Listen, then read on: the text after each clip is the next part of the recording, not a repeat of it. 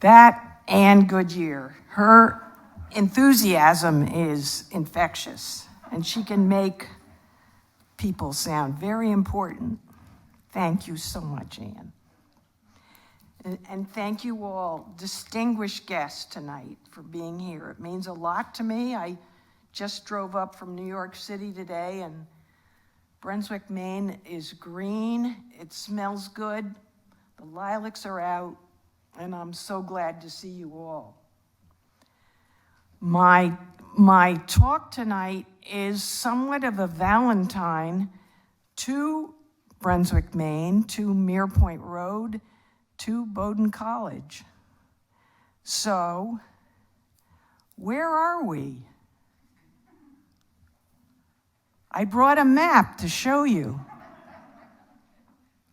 You know, it's hard to feel, really, when you're on the campus of Bowdoin, that you are near an ocean or many bays and many peninsulas.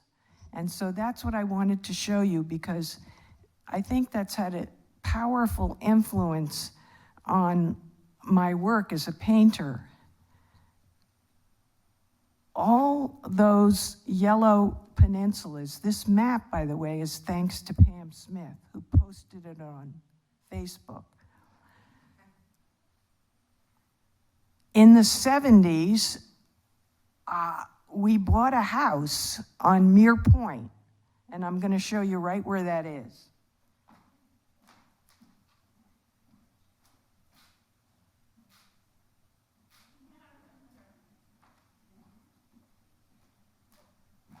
So that's an incredibly special place. It's one road going down this point of land, and on either side is the water.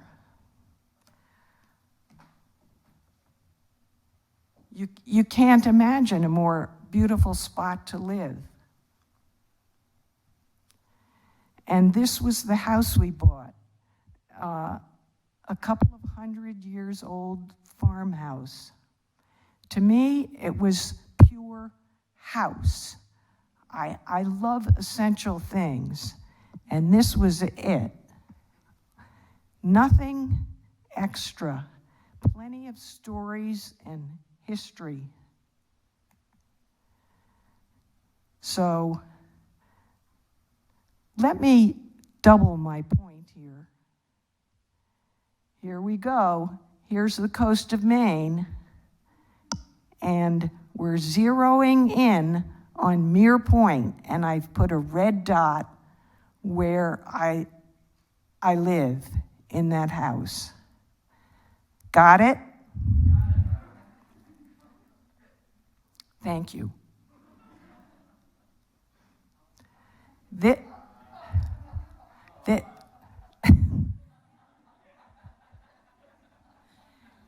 This was the family that originally lived in the house. Myself, my then husband, Peter Bradford, and my boy-girl twins, Laura and Arthur. So this was the 30-year-old woman who decided that she wanted to make good on a dream she had of being an artist. She hadn't gone to art school. She wasn't one of those kids that drew all the time. But bubbling up in her was a desire to be a real artist. Now, how was she going to do that? My biggest help was these people. This was the artist community in Brunswick, and we started something called the Union of Maine Visual Artists. I'm in a dark shirt in the middle. We're standing in front of the barn next to the house. These were my first teachers. I didn't really know what an artist was. I saw very quickly that it's a way of life, a way of being, a way of going through life, a way of making your priorities. We all were different kinds of artists, some dancers, some sculptors, not all painters necessarily. So I treasure these people. This was the barn on my property that I made into my first studio. I decided to use what I had on hand, and this was perfect. You see, I punched some skylights in the roof there to make it more of an art studio than a barn. It was basically the perfect place to go and explore, make things. It had its own history and stories. It was old. It smelled of life. And I was really happy there.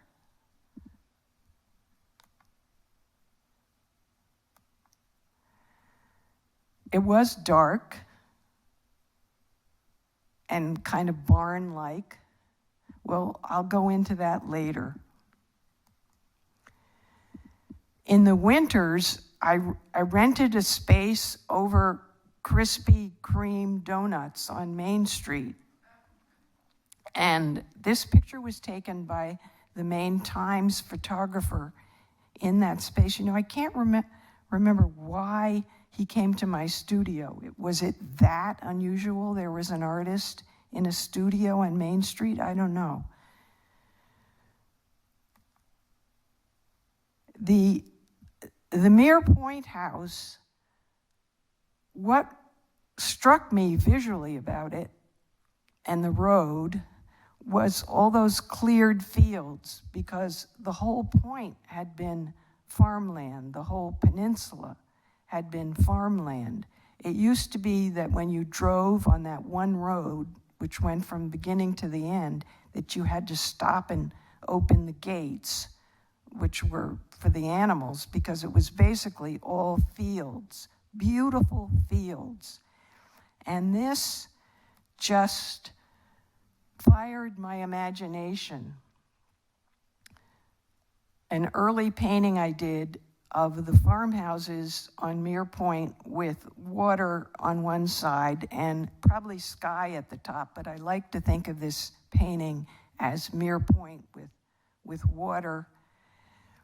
The house, our house was not on the water, but you could see the ocean, the bay, in the distance on both sides. It was truly a magical feeling. And this is a painting I did of Mere Point Road, the house, and the beautiful cleared land, which was so different from where I'd grown up in the suburbs of Connecticut, where there was a lot of shrubbery and trees. And somehow these fields translated to me like the surface of a painting, like a color field painting. And I guess I made it all blue for water reasons.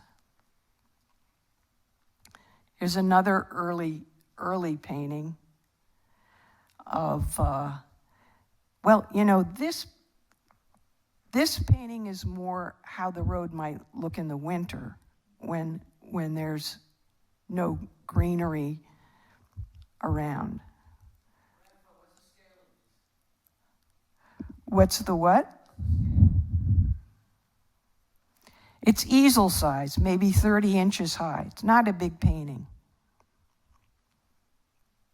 But this is my memory of that region in the summer where everything is green. This is what I saw today driving down the road. And there's water, and there's always water in the distance. You turn a corner and you see the bay. This is my painting of McCoy Bay. You see, I don't paint from observation. I don't use photographs or sketches. This all was improvised, and it was kind of my impression of that amazing McCoy Bay, named McCoy, so we be sure and know that those people who named it came long before the farmers who lived for generations on Mere Point Road.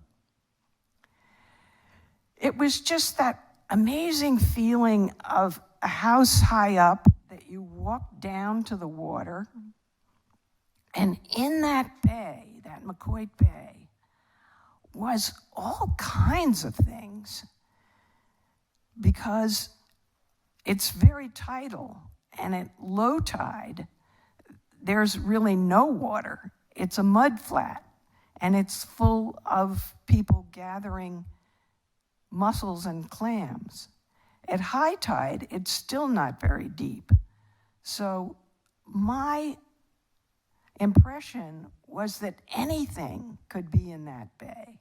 And I think that's what propelled me to make this painting, that it's full of treasures, strange beasts, sea creatures. I know I took a little liberty to put that lifeguard there. And I painted it pink because of the happy feeling I felt about the place. That this is where I lived, right next to this unusual body of water that changed by the hour. This painting I did to emphasize the kind of miraculous feeling that you could walk out of your house and walk to a place to go swimming. So I added these swimmers. You notice they're not in very deep water because, to tell you the truth, Mere Point is not a great swimming place.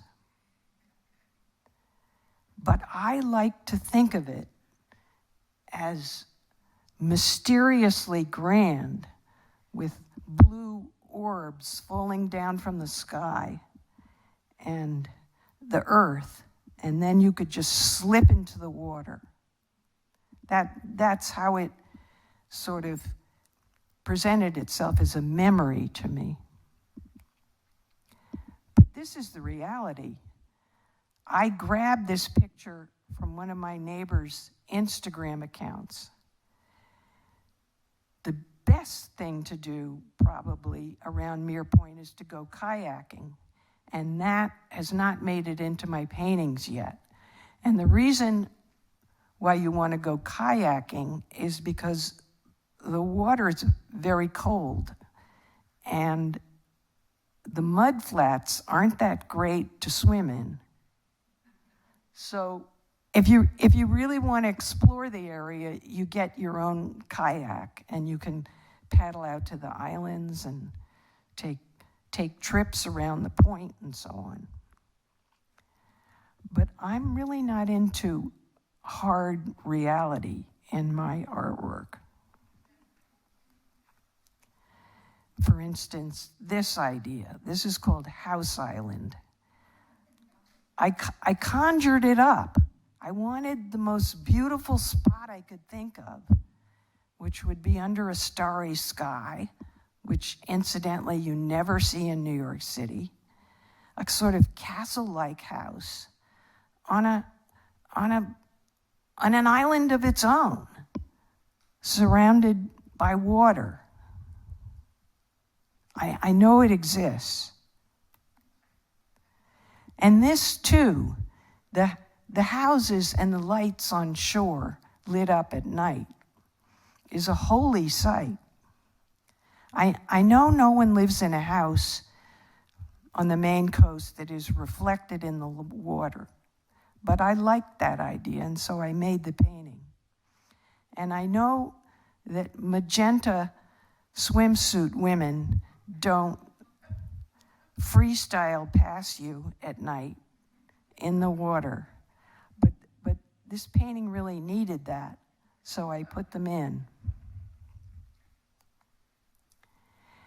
And it was the light coming from within the canvas that was my favorite thing to do, like looking into a fire. So lit from within, not sunlight shining down on something, but an inner light. So this red house is just lit up, celebrating itself at night. It looks almost more like a mill house. And this row of swimmers are perhaps all my friends who live on the road, all out on an outing together, about to jump in the water, which is not so great to jump into. This is a very recent painting that again continues my obsession with the house by the sea and swimmer. This is an earlier version, which has the same idea, but I think I got it further with this one because I made the house as though you could see through it. It's almost a ghost house, not as if it's a haunted house. It's a ghost house because it poses the question whether it's really there or not. Is it there, or is it just your memory or your imagination? And then the figure could be a swimmer. The title of the painting is Under My House, because seriously, the land all around that house on Mere Point gave forth treasures, old glass bottles, wagon wheels, beautiful wooden ladders that was used to get the apples off the apple trees. We found a giant oar in the barn, a beautiful long thing, like a work of art, like a sculpture that must have been used by the generations of people who lived in that house to go get food on the bay. It was a useful object. I thought it was just plain beautiful. But one became very aware of the history and what went on before us on that property. And I like to think of this figure as perhaps embedded in what the house is resting on. And it's going to be taken to the art fair in Basel, Switzerland. And the gallery that I worked with was very excited because Switzerland is, of course, near a war countries going on. They didn't want a summer painting. They didn't want a leisure sport painting. They thought this painting gave forth multiple interpretations of something maybe more grave going on, and that it would find a good place at this big annual art fair in Basel, Switzerland. There I am in my winter studio on Main Street. These are early paintings I did of houses when I was enthralled, I think, by the grid, by geometry. Looking at it now, I think I kind of took a wrong turn. I don't feel this work is as personal as some of the other paintings I showed you, and that's because it took me years to actually find a way to to do something unique to me and to leave behind maybe what I thought was a fashionable way to make art. The house was a shelter and home, but I also began to think of it as a place to get out of. And this painting is called Free at Last. And these people have risen above it and are doing whatever they want in the air. They are liberated. And I thought the combination of people who are buoyant in the air and a very stable house was an interesting idea for a painting. Plus, I had Superman flying over the house, the kind of majestic Disney world of Superman in combination with the very stable home under him was what I liked about this painting. Flying through the air was something that I tried to paint in this painting. This painting is now at the Portland Museum in Portland, and they move it around, which is kind of fun. They put it up high, they put it by the stairs, and I think it's kind of a self-portrait when I was trying to be something that I wasn't quite. This woman is trying to fly, and we're watching her trying to look like she has a red cape and trying to look like she's succeeding, which is exactly how I felt at the time in 1999 when I painted this painting, and it became part of one of the Portland Museum biennials. Later on, the museum bought the painting, which was wonderful.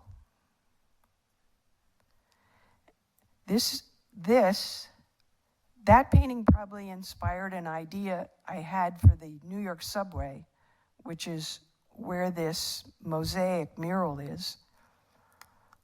I designed it, and it was made in Germany. It's made up of hundreds of little pieces of glass. When you go down up or down the stairs, you can look up and you'll see a superhero above you. Maybe you're running off to work, and I wanted this to be kind of an inspiring thing to see as you're rushing to get the subway train. So this is a permanent art piece in the First Avenue L-line subway, and it will be there, I'm told, forever.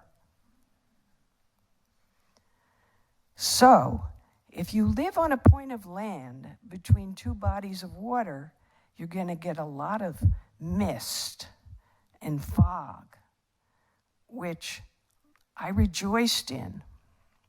I thought it was visually something to include in my paintings.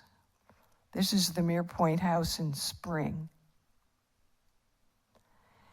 So this is a beach scene that I think as I kept painting on it, the water got darker and darker, and I think as I stepped back, I thought, oh, well, I know that. That's the beach when the fog's rolling in.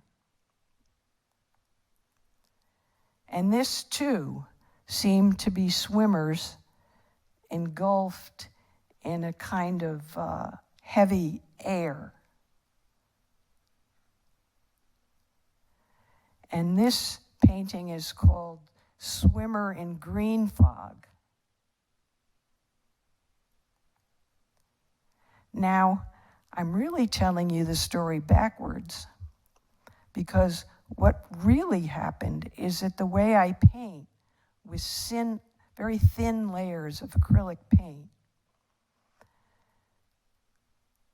I would build up a surface that was kind of misty, maybe even mystical.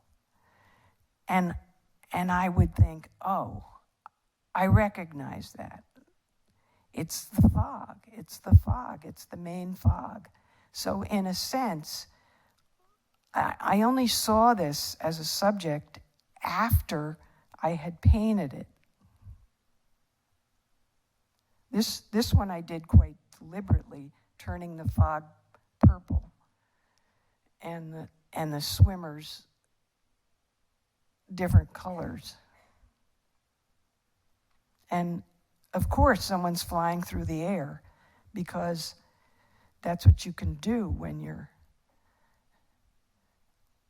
a swimmer.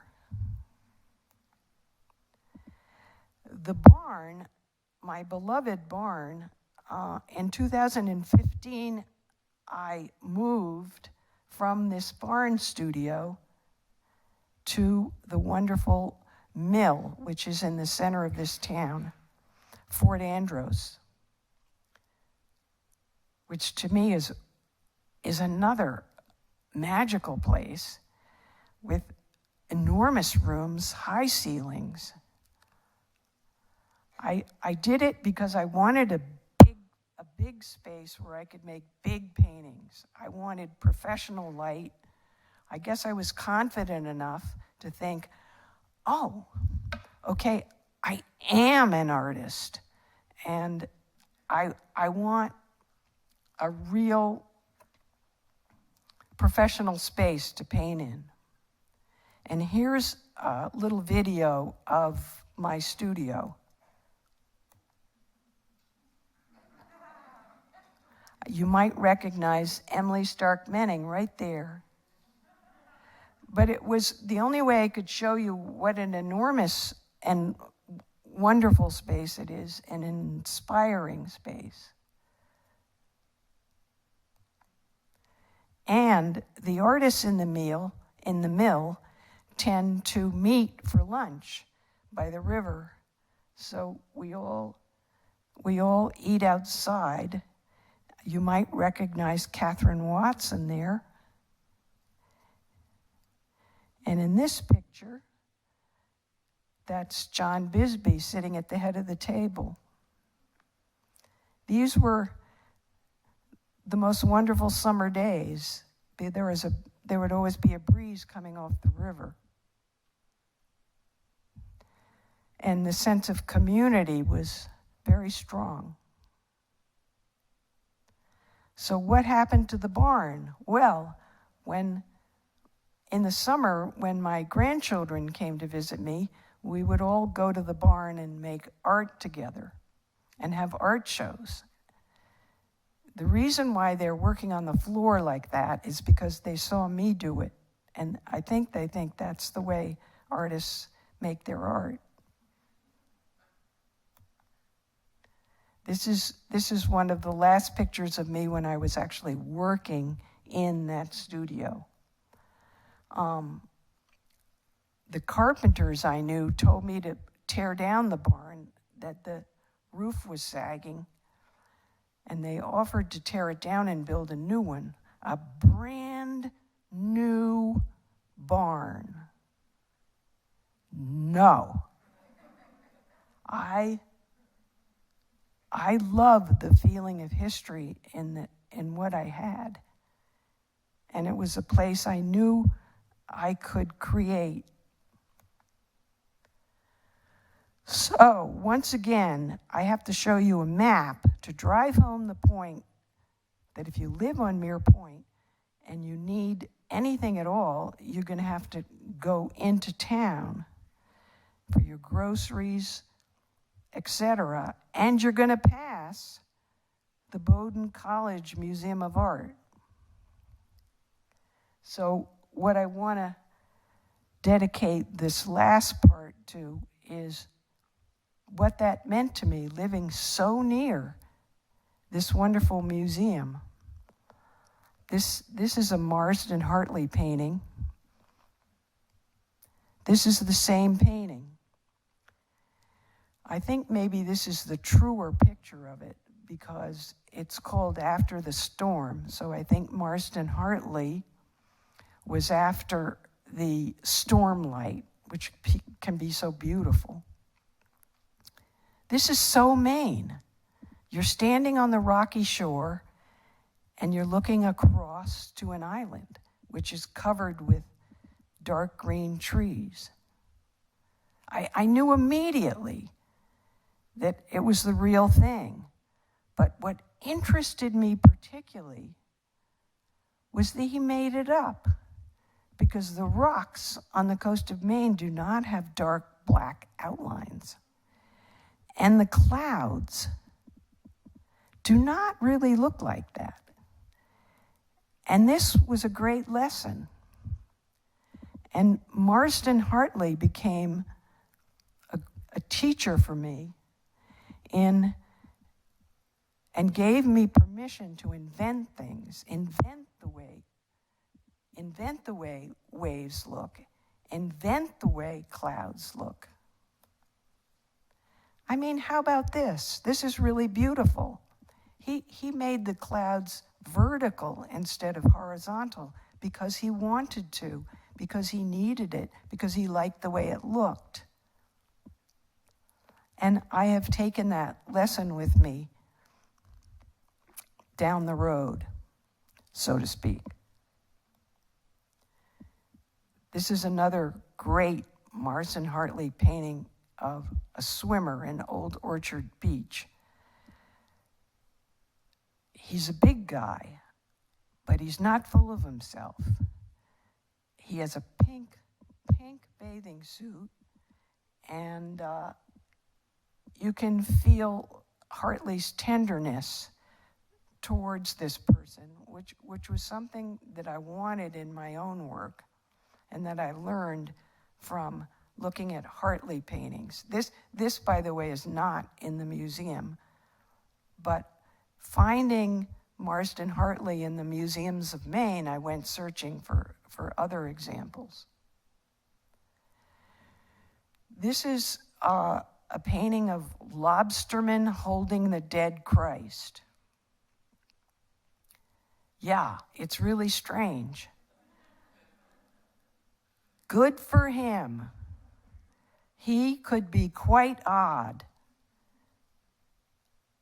I don't know about the lobstermen, but really the dead Christ is something else. The whole idea of putting the two together just gave me a lot of courage that this sensitive man who was a hero to almost every painter I know, who was born in Lewiston, came back to Maine because he wanted to be the painter of Maine. Well, there I was in Maine, slurping up all his great genius. Is this painting beautiful? Only in a Marston Hartley way. Here's a painting by Andrew Wyeth. It's called The Night Hall. Let me see if this is a better image. No, I think this one is. This is at the Bowdoin College Museum. It's almost always up. So I would go and stand in front of this painting, and I would have a big argument with it, which is a good thing to do with a work of art. You talk back to it. You ask it questions. What I would say is, man, this is over the top. This is a lobsterman holding a trap at night, and you've made it look like the Holy Ghost. I was so jealous that he had taken this subject and made it so beautiful, those rivulets of silver water coming out of the trap. And I would think to myself, Andrew Wyeth, you are a drama queen to do this. And the light emanating from that lobster trap, give me a break. Come on. but I wish I'd done it myself. And one time, I was standing next to this painting, arguing with it, when a friend of mine who is a painter, Wilder Oaks, who lives with lobstermen all around him and makes art, I told him my quarrels with this painting. So why is the lobster trap all lit up like it's holy or something? And he said, Kathy, have you ever been out in the open ocean at night hauling traps? And I said, no. And he said, well, it's pitch dark. You have to have a flashlight.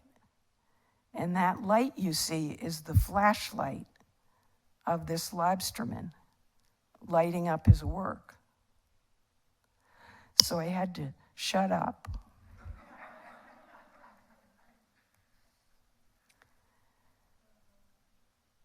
I'm not quite sure why this painting is here, but this is a recent painting of mine, Mother's Lap, which was done here in Maine in 2020.